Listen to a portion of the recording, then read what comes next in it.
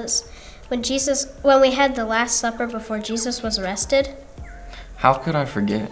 We had no idea Jesus was telling us he was soon going to be killed. When Jesus broke that bread into little pieces and said it was his body, I was totally confused. What did he mean by his body was broken? He was sitting right there with us. He was fine. It didn't take long before everything was turned upside down. He was arrested and taken away. He was beaten so badly I almost didn't recognize him. Then he was crucified on that cross. And at that supper, Jesus said he gave his body for us.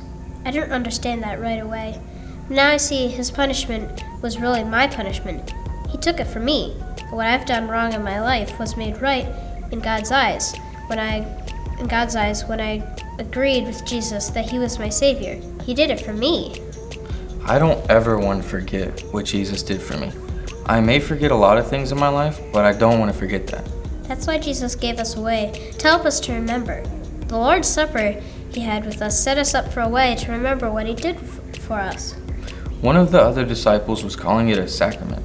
I think a sacrament is something that's common, like eating or drinking, that we now call a special, holy, or set apart.